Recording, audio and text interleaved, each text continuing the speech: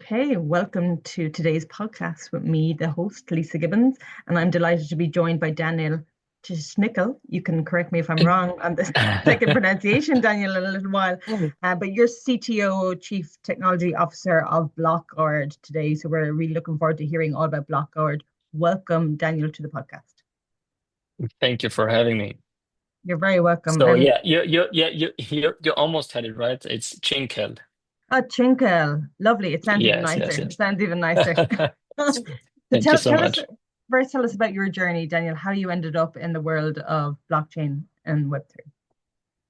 Yeah, basically, this could fill an hour already of the podcast and just talking about the journey. But yeah, I began around 8 years ago, I would say. I've always been passionate in economics, finance, technology. Did my degrees in finance, business, and also computer science. And yeah, at some point, everybody discovers blockchain one way or the other. You hear it a couple of times, then you don't really believe in it. You distrust it. You say like, okay, it's everything always the same. Criminals, whatever. What is that? And then I think the second or third time when you hear about it with something like Bitcoin, you start going deeper into it. And I'm still fascinated by people that study computer science and that have heard of Bitcoin but never really went into it, because usually what you find out is once you realize what it does, how it works, and everything, you go into the rabbit hole. And yeah, just curiosity takes the best of you. So in this regard, I started with Bitcoin. I was fascinated by mining. Started with building. I was a gamer, so I liked building computer rigs. So I started building for Ethereum. At the time, you could still mine Ethereum, and I built a lot of rigs with that. And yeah, pretty fast it became obvious that we needed some facilities. So we started looking for power plants and all this kind of stuff. So it was really a fun time, crazy time at the time. And from there on, I transitioned basically full-time crypto. I joined one of the biggest miners worldwide, Go Mining, and yeah, did for them the whole B2B in the German-speaking countries. And also, I was working side to side with Pixelet Technologies, is one of the biggest software development companies in London. They do AI and blockchain. And through them, I basically came to the project, which I'm now CTO of, because they put me in contact with the Blockguard team. And when I met Anthony Bevan, our CEO, it became immediately, I felt that there is a connection there. And I really could feel that their vision is also what I envision for the people. And yeah, that's how I came to be here. I love your story, and it's amazing that it's still all about that people, person to person connection, where you feel like you understand the values of Blockguard and that team, and then you understand that they have similar values to you, and you jump on board. I love that approach, and I love that about Web3 that we provide that accessibility. So, what was the problem that Blockguard was created to solve? Well, basically, so what I realized, so the team um, had found the issue, basically what we have still to date, and it's an industry-wide issue, is how do you actually onboard the next billion of users into this technology, right? So this is like kind of a similar, like I see it like the seeking of the Holy Grail from everybody. Everybody tries to solve this problem, but it's a real problem, and so far nobody has really solved it in a meaningful way, I would say. We took basically what was out there and we found solutions that we combined with each other. And we set ourselves the goal, okay, we want to be able to bring the next billion to the blockchain space. We want to enable and give them a tool to their disposal that they can intuitively and easily handle without having to be necessarily a tech genius or something. And so when Blockguard basically was founded, it set out to solve this problem. And for that, we're developing a wallet, a non-custodial wallet, because we see that the correct way of holding your funds in crypto is in a non-custodial way. And for that, users need a lot of education. or they need somebody at their side who can either educate them or help them, right? So we know everybody has this story like, okay, can you help me with crypto? Can you help me set up my wallet? Can you help me all of these things, right? But the majority of the people will not have somebody at their side who can help them with, so they have to research themselves, etc. And this is dangerous. This is not intuitive, and we set to fix that with our wallet. Basically, we also so what we saw. So yeah, so everybody uses it as a tool basically now, but and even a form of companion.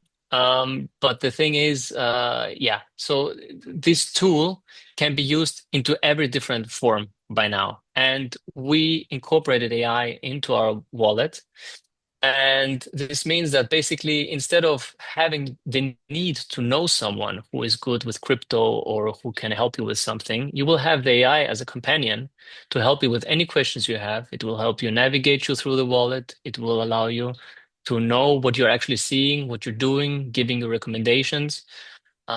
So these are all things that came basically together, and a lot of other features, of course, which we're going to talk about. But the base problem is still the same. How do you enable everybody around the world the same financial access that the golden 1 billion, as I like to say it? So the golden 1 billion, everybody who's in the West, let's say, and has access to the existing financial system, they have it great. But the majority of the planet doesn't really have that.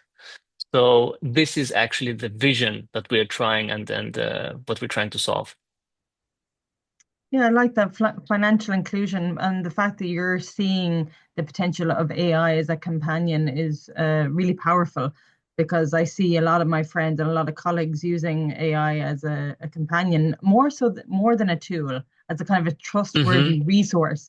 So I'd like to lean into that a little bit. How do you ensure that the AI component of your wallet is a trusted source or a trusted companion? It's a great question. So basically, with AI, I think you said it already yourself. So I think this shift has started as of recent, that people over the past, like say, 2 years have become more and more familiar with AI, and also through the fast iterations that it has evolved, they became more like, let's say, sure also that their data is not misused, or that the AI also becomes smarter and understands them better. Because at the beginning, it started basically as a tool for everybody. We just could be more productive. And now slowly, I think it has pretty much shifted to the companion side. And I think it will continue doing that, honestly. So on that front, with AI, the biggest challenge is, for example, that you still have, especially at areas where there is a lot of data-driven analysis or factual, let's say, hallucinations, what AIs like to do sometimes, can be very bad. So for everybody who's listening, who doesn't know, maybe hallucinations, I assume many people have heard about it. It is basically when AI comes up with facts or with numbers or figures that were not really true, or that they don't have a really source for. So extrapolate something that isn't actually factual true.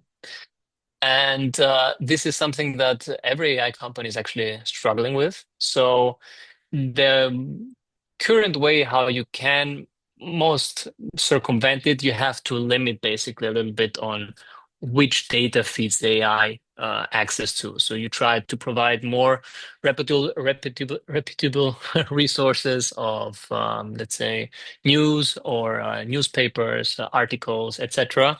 Where the AI gets really, you make it, you'd have to try to make it a bit with guardrails on what it can and what it can't.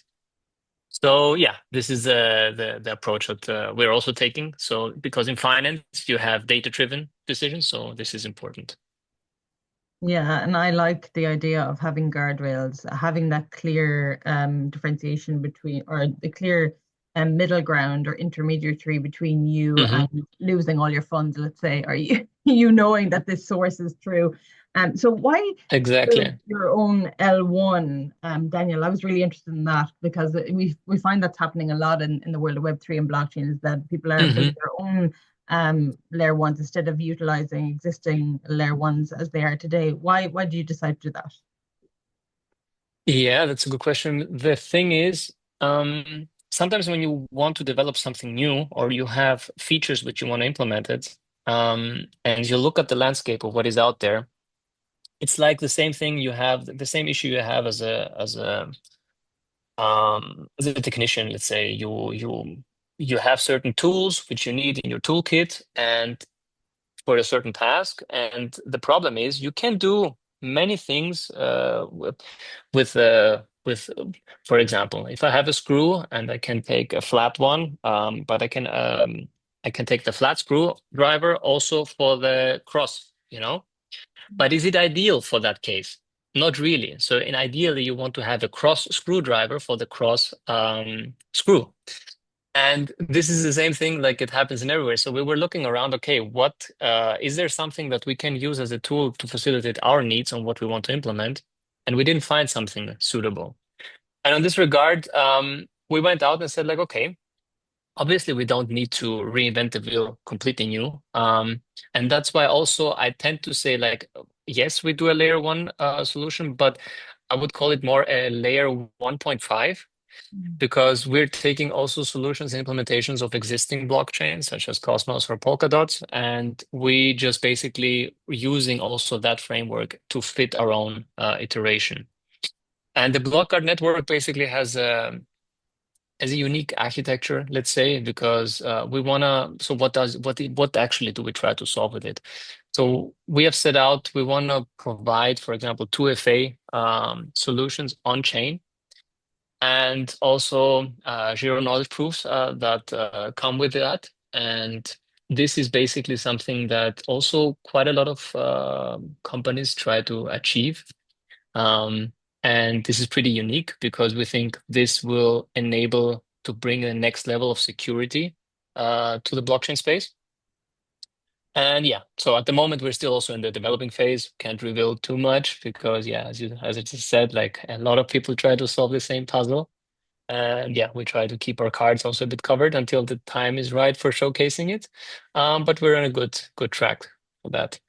That's super. And the 2FA is so familiar to everybody in both Web 2 and Web Hmm. 3. And anyone that is concerned or has a relationship with online transactions will know about 2FA. So I think it's really Hmm. innovative what you're doing there. And just adding to that and maybe going in a little bit deeper, if you can disclose any more information around the how you see the future of blockchain security standards. And I suppose setting that across the table rather than just being there's a standard here and then there's something else going on in another ecosystem. Is there a way we can, have a cross cross chain standard set up somehow? Yeah. No, that's a good question. The thing is, I think interoperability is becoming the buzzword lately, always because at the end of the day, it doesn't bring much if you have the best solution and only a small subset of people can use it, right? So you want to be able, that's why also we see a lot of big push now also in open development and also cross-chain functionalities because you want to be able everybody to use the best tech available also from other chains for their own needs, right? So I think this closed-gated mindset, maybe with a rare few exceptions, is over Mm, because you don't want any more fragmentation you already have in the crypto space. And let's be honest, every day new projects come, new tokens, new ideas. You want to be able to plug and play into everything else that is out there. And we strive for the same. So whatever solution, when we're gonna implement, it will be something that will be able to be incorporated with other EVM chains. They should use our solution. They should be able to implement it. Um, yeah, let's say like for in the case of 2FA, everybody knows it how it works in the Web 2 space, let's say. Yeah, of course, people use it for login, etc. But we try to bring an aspect of it which to integrate multi-signatory wallets with external authentication with oracles into it. So and this way, every significant transaction you can just doesn't will not pass only by one, but even two verifications. So this is enhances security, obviously. And on this regard, we will also use a lot of decentralized oracles, which now you have a variety and plenty of them to choose from. So there's also a good redundancy on that, because this is obviously the most crucial part, right? That you want to have not only, let's say, why are the centralized versions so good? Because obviously you have a good approach, speed and reliability from Google, Microsoft, etc., all the big 2FA solutions, for example, in this regard. But now you have also slowly with a decentralized approach, also the speed and security that you need. So yeah, we're very optimistic on that front. I like this. This is music to my ear. The interoperability in particular and open development is music to my ears. I think when I think about Web3 and blockchain in particular, the adoption scenario that we're talking about Hmm. and bringing people on board is that is required. You know, we're going to have to be accessible data, open development, builders being willing to work together, to grow together, etc. So I love what you're saying in that regard. So why is it important to partner with security experts like our friends at Resonance?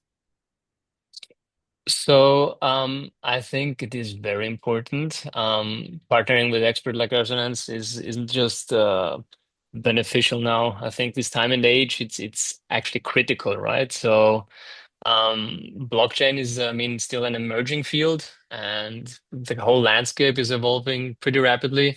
So you need to have a strong internal team, but actually now the external audits provide like an objective outside perspective of experts that are able to go through the whole documentation, through your whole code base, and that make sure that you didn't miss anything, especially when it comes close to completion or you want to push something. You want to make sure that you have had a good pair of extra. I don't know how many eye pairs are going over it, but there are a lot.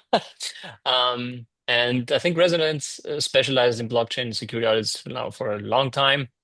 They deeply understand the whole sector and what it means that you have to find any vulnerabilities that there are.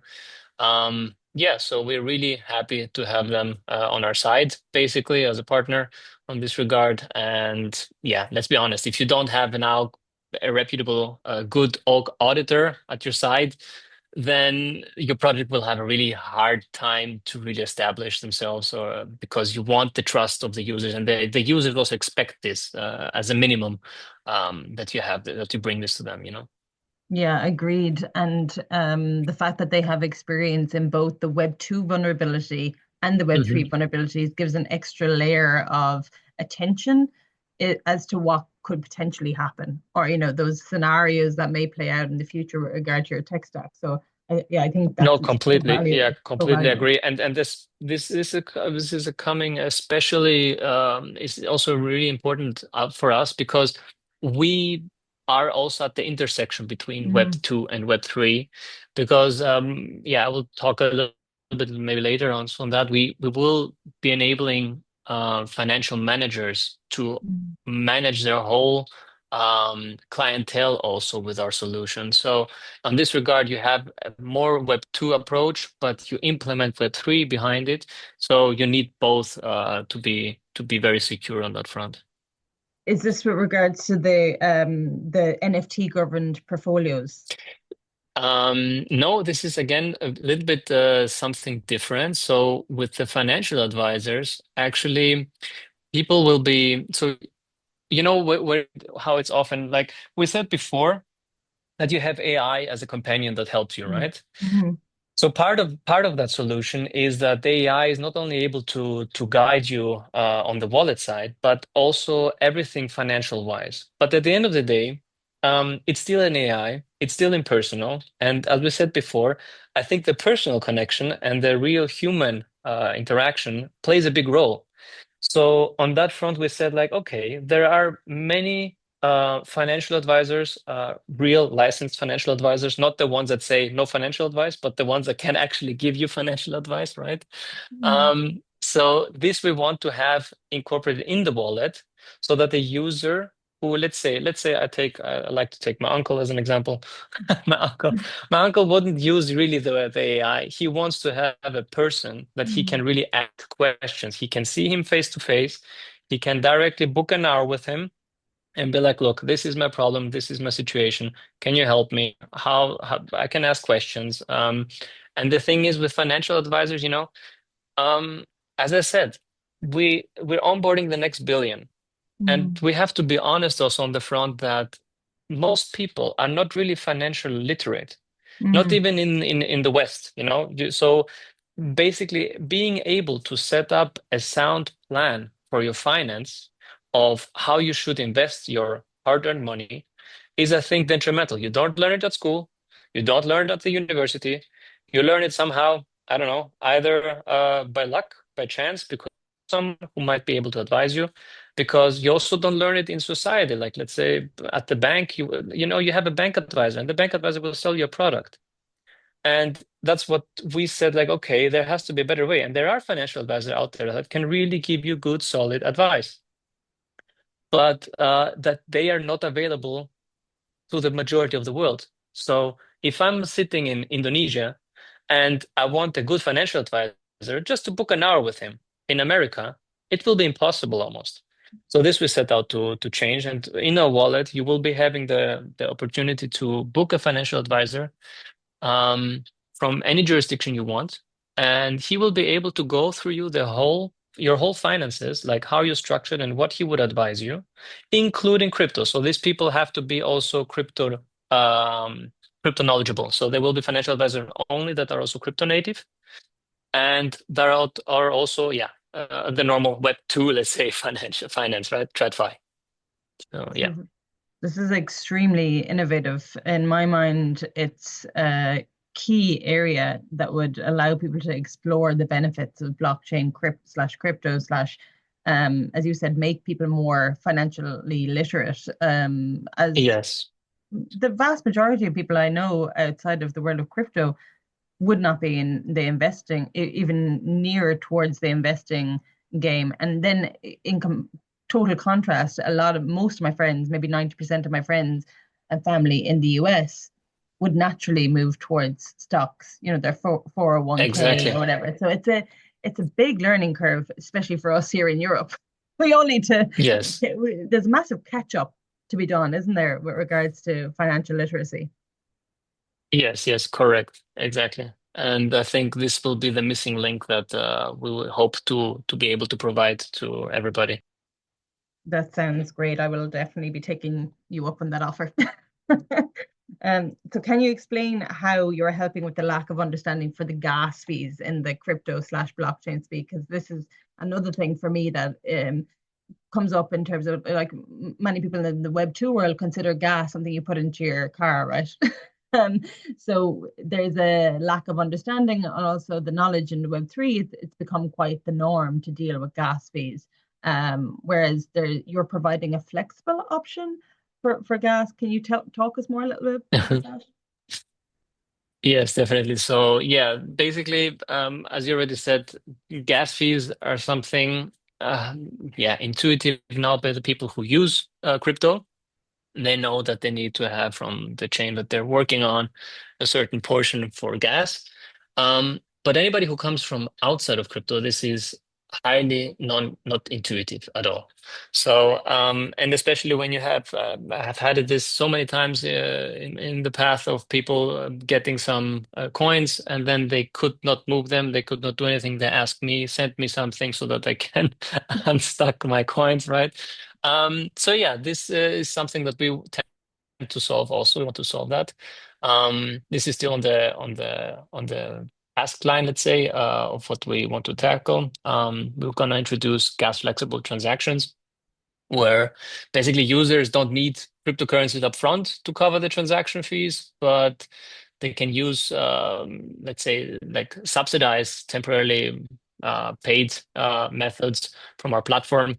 And that way they can send, receive, etc., coins without having or swap, having to have the coin natively first. So yeah, a lot of change have introduced that some capabilities, how this can work. There are different solutions out there. Yeah, we're also going to offer the solution in our wallet down the line. It's not in the first iteration, but this is something that we definitely want to offer because it makes everything much more smoother, makes much more easier for people to use, right? Yeah, that's what you want. Easy onboarding and easy access to Exactly. the tools that you need. So tell us a little bit about Fusio and the guardrails that you're employing there to ensure responsible investing. I like the idea of using NFTs as part of your portfolio or portfolio management, but can you explain a little bit more to me? Yeah, so basically with Fusio portfolio, what we try to solve is if you think about um, most people in the world, everybody knows the concept of ETFs, right? So Hmm. exchange traded funds. So basically what they allow you is you can diversify broadly into a certain asset as an asset strategy, let's say. And um, and the way this works is basically your any amount you invest gets fractionalized into different assets, and therefore you have a great diversification. The same concept can be applied also for crypto. So what we set out to want to enable users is that they don't have to know necessarily which one crypto is the best or which crypto they have to put and buy and hold and put in a portfolio, etc. The goal is that they should be able to choose from portfolio managers that have these curated funds, let's say, like they curate these funds, they populate them, they manage them and the user can just decide, okay, I have $1,000. I want this $1,000 to be diversified in a portfolio, in crypto in this case, and then you can just choose a curated fund from our platform. And this fund manager, in this case, will have a different basket allocation in there. Let's say 10% Bitcoin, 10% Ethereum, 10% Solana, etc. So with this way, he only has to do one transaction instead of having to buy all different coins by themselves, right? And the great thing about this, since we are in DeFi and in decentralized finance, you have the opportunity for everybody to participate in that. So this means, again, accessibility to the people who don't really have that accessibility. Because there are platforms out there, you have centralized exchanges that offer some similar basket structure, right? You can invest in them and then you have a basket. But again, most people around the world don't have that easy access to these platforms or can pass easily the KYC, etc. So we see the future in the decentralized approach, so that people basically can invest into any fund, into any curated portfolio that they should choose, and that fits their strategy. Yeah, I really like the idea of decentralized curated funds and everyone having access to them. That's again very powerful and goes back to your key message at the start about adoption and bringing people along for the journey in an easy manner, in an easy way, Mhm. and giving them the tools. Yeah, I find this is fantastic, and I'm really learning a lot. So thank you so much, Daniel. So just to finish us off and close us out for our session, and it's been so amazing talking to you and learning more about Blockguard. I'm learning more about your relationship with the next wave of users in the crypto blockchain Mhm. space. What's the feature or an innovative product that you're looking at today that you're very excited about? So, yeah, first and foremost, I would say that is our token launch, which is coming soon. Obviously, Super. we have it would be a lie if you say that this is not exciting, obviously, because it's around the corner. We have our launchpad partners. We're launching on many launchpads by the beginning of June, and the official launch is on 11th of June. On Mexi. So this will mark a good cornerstone of because we you need the token basically for a lot of things. It will function kind of as an oil for, as we say, as a fuel in our ecosystem. Um, and then there is, of course, the AI-driven financial planning, which we're gonna have inside of our wallet. This would be feature number two that I would say that I'm most excited about because this will enable you to have a proactive, personalized investment strategy by your side, an agent that can help you with that. This is already in the field of more of the agentic AI, and for that we have partnered with Mindscraft. Oh, Um, Mindscraft are yeah, they're one of the most I think best AI agents out there that I've seen, and I've tested a lot of them. Tools out there, and they are very intuitive. They're building really with the focus on that everybody can use them, and not just developers or people who are very tech savvy. But it is made so the same approach that we have with the wallet, that it should be very easy for people to use, they have with the agents. So we did a great collaboration there, and we're really looking forward to be launching that. And last but not least is our Fantasy Fusio game, which is a community game. I would say this is also a very, very fun thing that I'm looking forward to, because it offers gamified features of how you can compete against each other with a weekly crypto portfolio challenge. So you can imagine it that every week everybody becomes a portfolio manager. And you're able to choose 8 assets, and these 8 assets every week, their performance, they measure against our AI, which is a crypto ape named Marlo Baines. mhm. So he has a random portfolio. So basically, you're competing against the AI and the other players, and every week you will be able to yeah, win basically whatever has been uh, invested into that pool. So this is also, I think, a good approach for people to get a bit the fun aspect of with to combine it with the educational part, because yeah, let's say, yeah, strategies. You can test out strategies also, on a weekly basis. So this is also good. And yeah, it should be with some game money, not with your real portfolio, right? When you test something out. So yeah, these 3 things I would say I'm most looking forward to. I'm very excited, especially for the game. I think it'll be really interesting, and I'm going to send it to my brother, who is a financial planner. Oh, We spoke a lot about amazing. financial Yes. planning. He's a financial planner, so I'll send it to. He's over in New York. So Oh, perfect. yeah, he can be one of your test bed operators. Um, so what is the ticker for the 11th of June? We'll tell everyone to keep an eye out for it. It will be Fusio, Fusio. Fuseo, Fusio. Okay. Exactly. We are keeping an eye And out and very excited to see the ticker perfect. take off, to see the token take off. And I want to thank you so much, Daniel Chishinkle. Chinkel? I'm getting it Tschnikel. right. Slowly getting it Yes, right for we're follow-up getting there. session. Once the portfolio managers are launched, we'll do a follow-up session and see how Perfect. everyone's getting on. And thanks so much for joining. Sounds great. Thank you so much for having me. Looking forward.